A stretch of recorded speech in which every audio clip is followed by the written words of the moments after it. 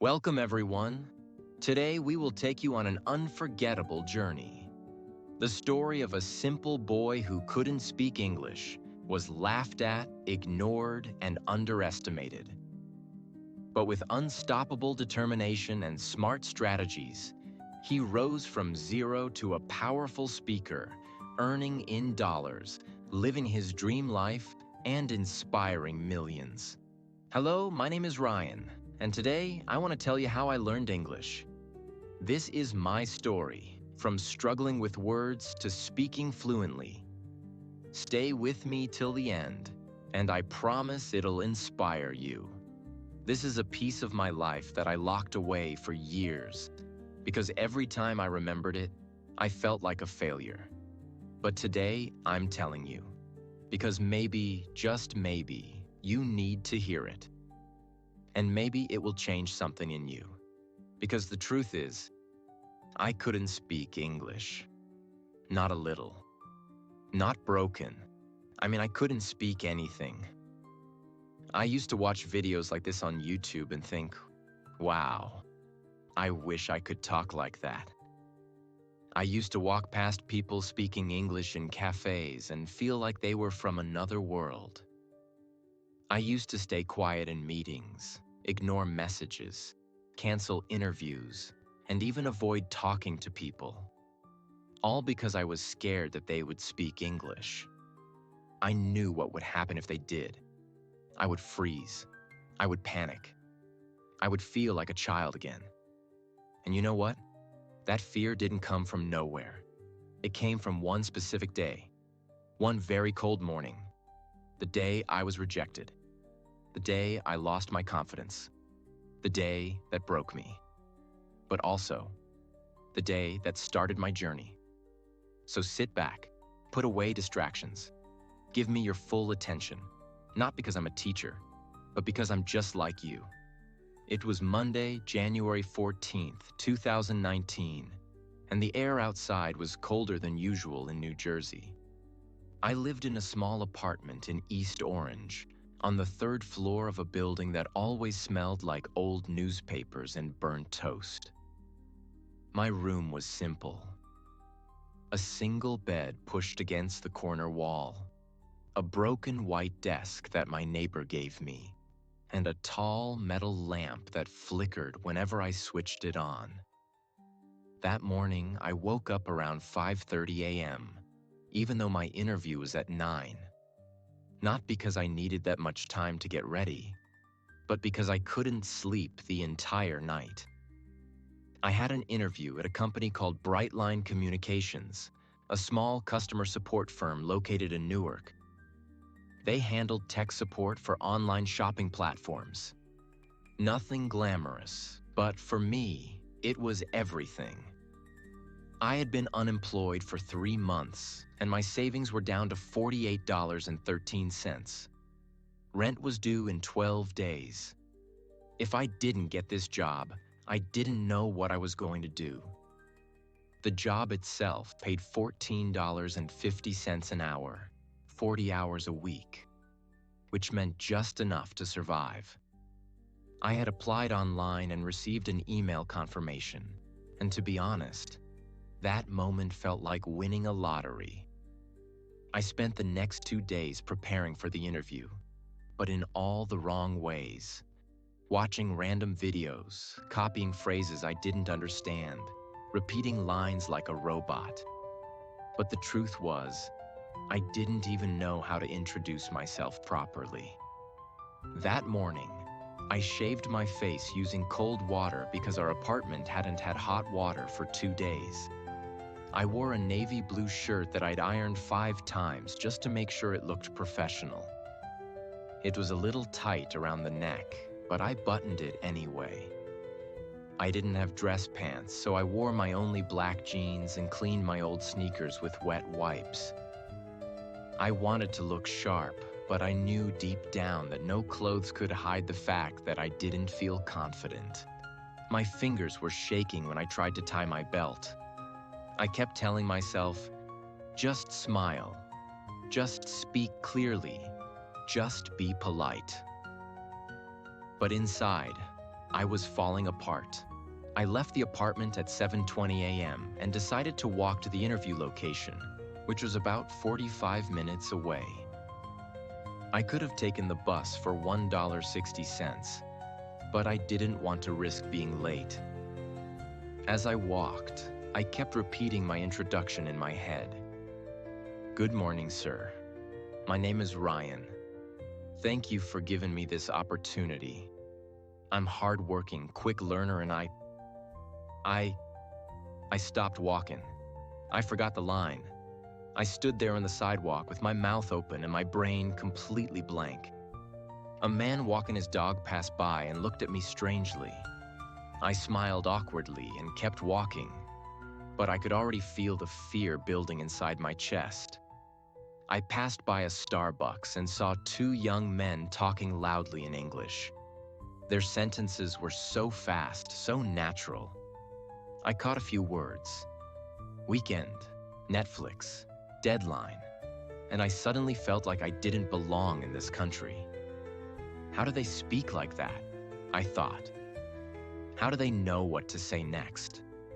It felt like they were part of a club that I could never join. I reached Brightline Communications at 8:10 a.m., way too early. The office was on the 5th floor of a gray building with glass doors and a silver elevator that smelled like cheap perfume. I sat in the hallway outside the office pretending to check my phone, even though I had no internet. I looked around.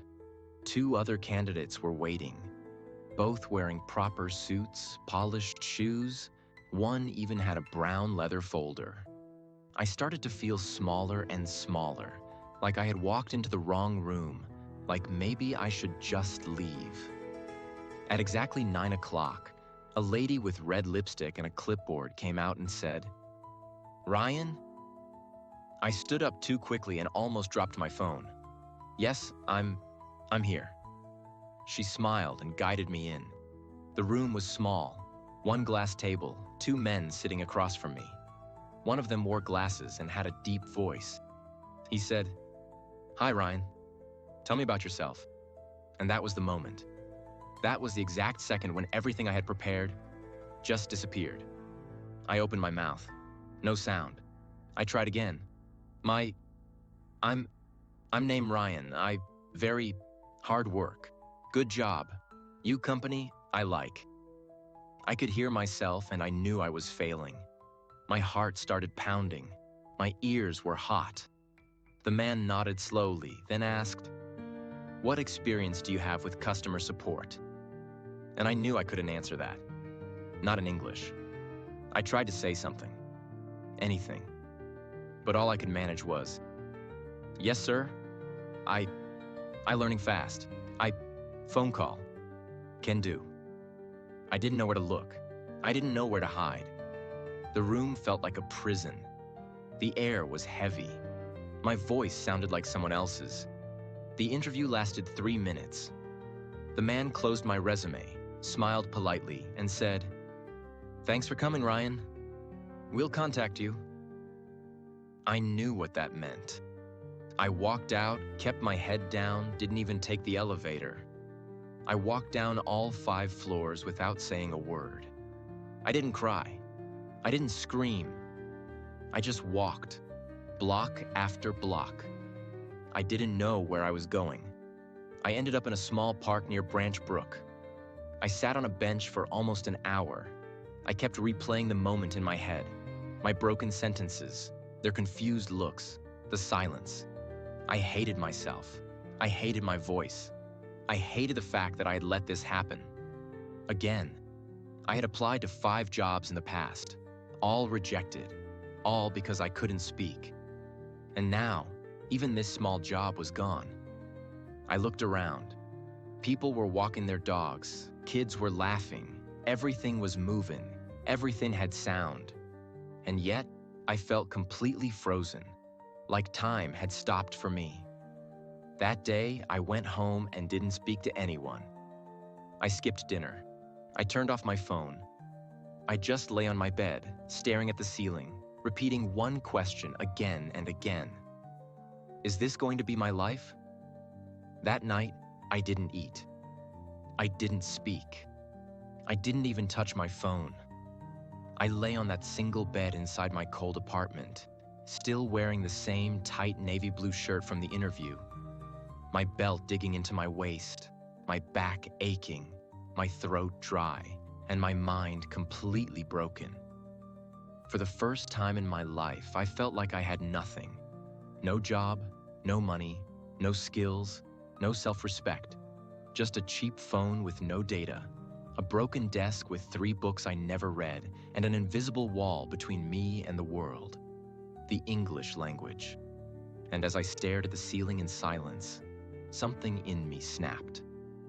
A thought came into my head like a whisper, so soft I almost ignored it. No one is coming to save you. I sat up. My room was dark, except for the streetlight outside the window. I stared at the shadow on the wall and I said out loud, in my broken English, "If I don't fix this, I will die this way." That night, January 14th, 2019, I made a promise that changed my life. I didn't care how long it would take. I didn't care how hard it would be. I didn't care how many times I would fail again. I was going to learn English. Not try, not maybe, not a little bit. I would learn it so well that no one could ignore me ever again. And I started that very night. Not next week, not tomorrow. Right then. At 1:32 a.m., I opened the drawer beside my bed, took out an old notebook, and wrote one sentence at the top of the page. I speak English fluently. I just don't know it yet. I didn't even know if that sentence was grammatically correct. But I didn't care. It felt true. It felt powerful. It felt like the beginning. I created a system, not based on apps, not on expensive courses, not on fancy schools. Just pure hunger, pure discipline, and real actions. Here's exactly what I did. Step by step, day by day. Step 1.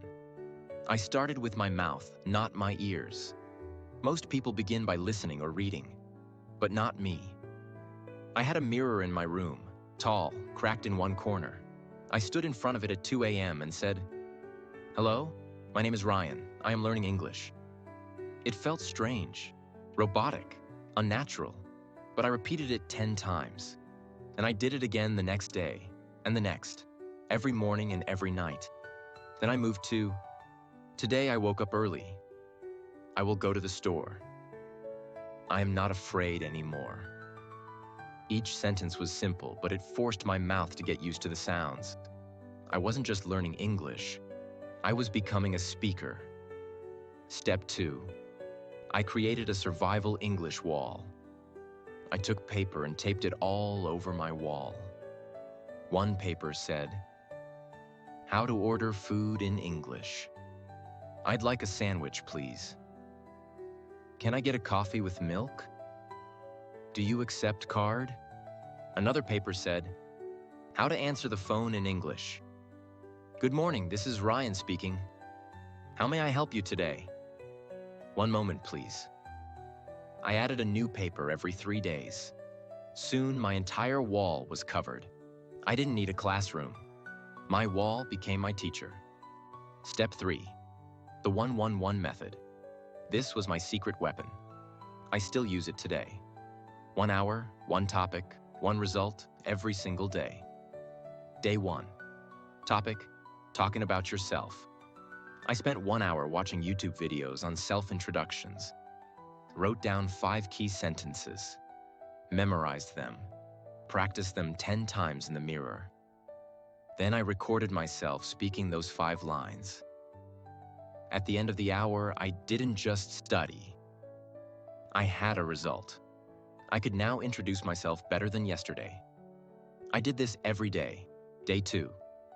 Asking for directions. Day 3. At the grocery store. Day 4. Describing my job. Day 5. Talking about my family. Day 6. How to give your opinion. Day 7. Small talk with strangers. and I kept going. Step 4. I built my English identity. I started writing everything in English. To-do list, English. Dreams, English. Thoughts, English. I even gave myself a rule. From now on, Ryan only thinks in English. I made mistakes, so many mistakes, but I wrote every single day. Today, I feel lonely, but I keep going. My dream is to speak in front of people one day. I am scared but proud. I am learning. I wrote with broken grammar. I used Google Translate sometimes, but I kept writing. One day I wrote, I believe in myself. I believe in my voice. And when I read it out loud, I cried. Because for the first time, I did. I didn't have money for English classes, but I had imagination. I turned my apartment into an English-speaking country. I changed my phone's language to English. I renamed every item in my kitchen with sticky notes. I didn't care if I was alone. I treated every day like English was normal. Because if you don't live in an English country, you must build your own. Step 5. I started recording my voice every day. This was painful. I hated my voice. I hated my pronunciation. But I forced myself to do it. Every night before bed, I would sit on the floor, open the voice recorder and say, "Today, I learned." Then I would talk for 3 minutes about anything I practiced that day. It felt weird at first, but on day 9, I listened to day 1, and I smiled because I heard progress. Step 7. I stopped apologizing for my English. This was the biggest shift. At first, I used to say, "I'm sorry for my English. My English is not good. I can't speak well." But then one day, I looked in the mirror and said, "Stop saying sorry. You are learning. You are trying. That's not weakness. That's courage." From that day, whenever I spoke to anyone, I smiled, I spoke slowly, and I didn't apologize. Because mistakes are not shameful. Staying silent out of fear, that's what keeps you stuck. On February 9th, 2019, exactly 26 days after the failed interview, I applied again to another company. This time, it was Allied Contact Solutions, a small firm that handled inbound customer calls. I walked in with confidence. I spoke slowly. I used short, clear sentences. I smiled. And guess what? They hired me, on the spot. $15 per hour, 40 hours per week, weekly pay, my first job, in English. I remember standing outside the building afterward, looking at the sky, tears in my eyes. Not because I got the job, but because I kept my promise. When I walked into the office of Allied Contact Solutions on my first day, it felt like walking into a different universe. The air was cold with the hum of air conditioners, and people spoke with confidence, laughter, and smooth English. Everyone seemed to belong there, except me.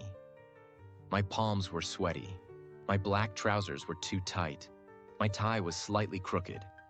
I carried a blue folder with my appointment letter like it was a holy book. I sat down at the front desk, waiting to be called. My name tag read Ryan in bold. Just Ryan. No one knew the storm inside me. I was assigned to a small cubicle with a desktop, a headset, and a piece of paper that said, "Talk slow. Smile. Be kind." That was the company's motto. I read it 100 times that day. At 11:42 a.m., I got my first real customer call. "Hello, thank you for calling Allied Contact Solutions. This is Ryan speaking. How may I help you today?" I said in one breath. My voice shook like paper in the wind. The caller was a woman from New Jersey. She spoke fast, too fast. She was angry. I couldn't understand half of what she said. I froze. I said, "Can you repeat again, ma'am?" She repeated. I still didn't get it. I apologized. I pressed the mute button. I closed my eyes. I whispered to myself, You are learning. Breathe. I unmuted and said, "Ma'am, thank you for your patience. Let me help you right now." I solved her issue after 9 minutes, but my hands were trembling the whole time. When the call ended, I put the headset down and almost cried. Not because it was hard, but because I didn't give up. I stayed. I faced it. I finished the call. For the first 2 weeks, I made many mistakes. I said he instead of she. I pronounced receipt as recipit. I said I am agree instead of I agree.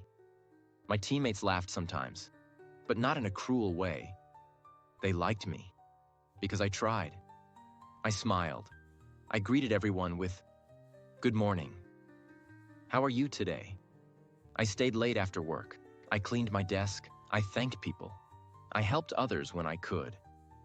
One girl, Jessica, from the next cubicle once said, "You know, Ryan, your English isn't perfect, but your attitude is." That stayed with me. I built a powerful routine after work. No partying, no distractions. I was on a mission. I made a plan called the Real Fluency System. Here is what I did every single day after work. The after-work reflection. Every day, 6:30 p.m. to 7 p.m. I would walk home and talk to myself in English out loud. Today, I handled 32 calls. I learned how to say, "Could you please spell that?" I made a mistake, but I said sorry politely. I would record this on my phone every day. I called it my daily English diary. Vocabulary building, 7:15 p.m. to 8 p.m. I didn't just read words, I collected them. I created a notebook with these 4 columns. Word, meaning in easy English. Example sentence, my own sentence. For example, word, apologize, meaning to say sorry. Example, I apologize for the delay. My sentence, I apologize when I make mistake at work. Every night I learned 5 words, not 50, just 5. But I used them in sentences. I spoke them, I owned them. Pronunciation practice, 8:15 p.m. to 9 p.m. I opened YouTube and searched for pronunciation videos. I paused after every word and repeated 3 times. Comfortable, entrepreneur, schedule. I practiced tongue twisters too. She sells seashells by the seashore. Red lorry, yellow lorry. Peter Piper picked a peck of pickled peppers. I laughed. I failed. I tried again. My tongue started dancing with English sounds. Real-life English simulations, 9:15 p.m. to 10 p.m. I acted like I was in real situations, ordering food. "Hi, can I get a chicken sandwich, please?" "No onions, thanks." Talking to HR. "Excuse me, I had a question about my salary slip." Small talk. "How was your weekend?"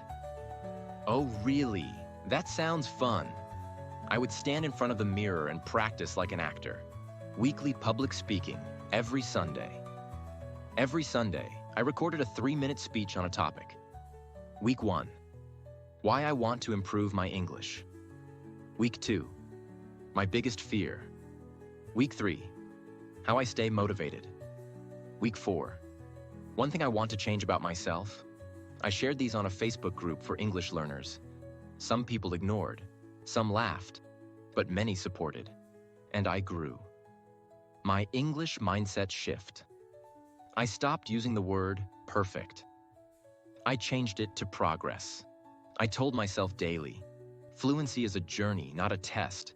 You don't need fancy words. You need real ones. Speak, fail, learn, repeat. I celebrated every small win. If I understood a fast sentence, victory. If I made a new friend at work, victory. If I stayed calm during a difficult call, victory. I remember this day clearly. My supervisor, Steve, came to my desk. He said, "Ryan, can you take this client escalation? The guy is furious, but I think you can calm him." He trusted me. I took the call. The man was loud. He had a strong accent. but I stayed calm. "Sir, I understand. Let's work through this together." I listened. I apologized. I offered a solution. After 14 minutes, the man said, "You know what? Thanks, Ryan.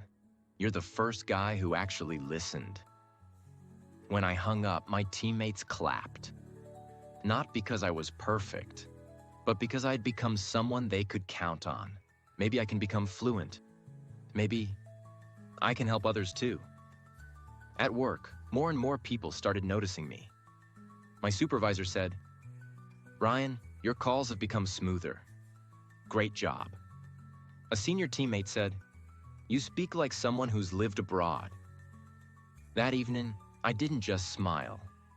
I went home, looked into the mirror, and for the first time, I said in English, "I am proud of you."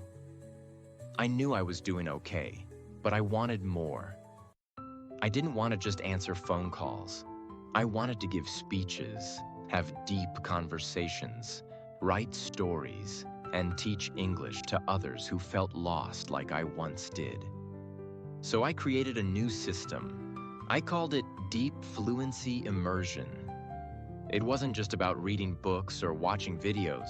It was a full lifestyle system. Let me explain each part in detail. The language zones method. Every room, one purpose. I divided my small apartment into different zones. Kitchen equals vocabulary zone. I stuck small paper notes on every item. Salt, spoon, stove, cupboard, frying pan. Every time I cooked, I said the names aloud. I'm turning on the stove. Now I'm adding 2 spoons of sugar. The kettle is hot. I described my actions in English. Bedroom equals listening plus thinking zone. I listened to English audiobooks before sleeping. I also made it a rule.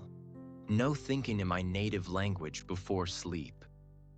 I would lie on the bed and think things like, tomorrow I will ask my boss about the new customer report. I hope the weather is cool. Maybe I'll wear my blue shirt. At first it was hard, but day by day, my thoughts became faster and more natural in English. Bathroom equals speaking practice zone. I printed 10 questions and stuck them on the mirror. How was your day? What are your future goals? Every morning while brushing my teeth, I answered those questions aloud. I didn't care how silly I looked. It was my training ground. The 1-hour mirror challenge. Once a week, on Sundays, I did something powerful. I stood in front of the mirror and spoke for 1 full hour. No script, no preparation. I picked one topic, for example, my childhood memories, or why I want to be successful, and spoke for as long as I could. At first, I could only manage 5 minutes, but I didn't give up. After a month, I was speaking for 20 minutes. After 2 months, 40 minutes. By the end of the 3rd month, I could speak fluently for 1 hour without stopping. I recorded myself, listened, corrected my mistakes, and did it again. This challenge built fluency, confidence, and clarity like nothing else. English expressions and idioms. Break the ice to start a conversation. Once in a blue moon. Something that happens rarely. Spill the beans. To tell a secret. My weekly goals. Learn 10 new phrasal verbs. Give feedback in English at the meeting. Call my friend and speak only English for 30 minutes. Every day I stood in front of that wall and repeated things out loud. It wasn't just a wall. It became my power source. One day my team leader walked up to me and said, "Ryan, you've come a long way. Would you like to train our new batch of employees?" My heart stopped. Me? The same guy who once cried after his first customer call? I said yes. That weekend, I sat down and prepared everything. Examples, common customer phrases, role-play activities. On Monday, I stood in front of 20 new employees and delivered my first session. I wasn't perfect. I made mistakes, but people smiled, they listened, they nodded. After the session, one girl came to me and said, "Thank you. I was so nervous before, but you made me feel like I can do this." That night, I cried again, but not from pain, from pride. 1 year later, I was invited to speak at an event called English Rising Stars in my city. There were 400 people in the audience. I walked on stage in a white shirt and black jeans. I looked at the crowd, smiled, and took a deep breath. Then I said, 3 years ago, I was afraid to say my own name on a phone call. Today, I'm standing here not because I'm special, but because I didn't stop. I believe that fluency is not born. It's built, brick by brick, word by word, mistake by mistake.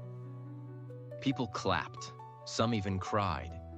When the event ended, a boy ran to me and hugged me tightly. He whispered, "You told my story. Thank you." After that stage event, Ryan wasn't the same man anymore. His shoulders were straighter. His walk was confident. His voice had a calm strength that made people listen. The boy who once whispered English in the bathroom was now training hundreds of people, helping strangers believe in themselves, and building a beautiful life step by step. He didn't live in a small shared room anymore. He moved into a bright one-bedroom apartment with wooden floors, white curtains, a bookshelf full of English novels, and a little balcony filled with plants he watered every morning. And yes, there was still a mirror on the wall. But this time, when he looked into it, he didn't see a scared beginner. He saw a leader. As his English improved, so did his relationships. He called his mother every evening and spoke to her in both his native language and simple English. Slowly, she picked up words. She started saying, "Good night, son," and "I am proud of you." That one sentence was worth more than any salary. His younger sister, who once used to tease him, now asked him for help with her English interviews. She said, "Brother, you're my role model." But the most surprising moment came on a rainy Friday evening. Ryan was attending a professional training event. During lunch break, a girl with a soft smile and curious eyes came to him and said, "Hi, I've been watching your sessions. You speak beautifully." Her name was Naina, 26, a graphic designer who had also struggled with English in the past. That first conversation was short but special. Over the next few months, they talked more. Not just about work, but about their childhood fears, dreams, favorite food, future goals. Ryan told her, "One day I want to buy a Mercedes, not just to show off, but to remind myself how far I've come." Naina smiled and replied, "Then I'll sit beside you and we'll go for a long drive." And just like that, Ryan found love. Not just with a person, but with a life he once thought he could never have. By now, Ryan was no longer working as just a call center employee.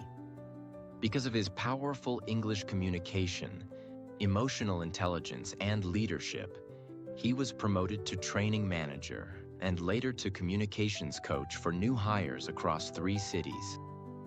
His monthly salary? $5,000 per month. He paid for his sister's college. He renovated his parents' old kitchen. And he started saving for something big. 2 years later, on his 30th birthday, Ryan walked into a car showroom. He had been dreaming of this moment for 8 years. He placed his hand on the car, Mercedes-Benz G-Class, G-Wagon, and whispered, "We made it." When he drove it out of the showroom, his eyes were wet. Not because of the price, but because every time he looked at that car, he remembered his broken pronunciation, his first failure, his bathroom speaking sessions, his mother's quiet prayers, his own unshakable belief. In the years that followed, Ryan became not just a coach, but a life guide. He believed that learning English was not just about speaking. It was about healing, becoming brave, and believing you are enough. Here are his top 10 life-changing lessons that he shared with every student. 1. English is not hard. It's unfamiliar. Get familiar. He said, speak with yourself. Think in English. Don't study it like a subject. Live it like a language. 2. Fluency is not fast speaking. It's clear, confident speaking. Slow down. Pause. Be calm. A powerful speaker speaks with heart, not just with words. 3. Practice doesn't make perfect. Practice makes progress. He reminded everyone, perfection is a trap, but progress, that's victory. 4. Learn English the way babies learn. See, hear, speak, daily. No grammar books at first. Listen, repeat, use, just like children. 5. Use mirror method daily. Speak to yourself every day. Even 5 minutes a day in front of the mirror can change your confidence. 6. Use describe the action method. Every time you do something, describe it in English. I am opening the window. I am brushing my hair. I am feeling happy. 7. Make a word notebook.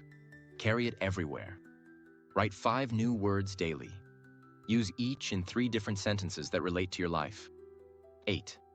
Watch with subtitles, then without.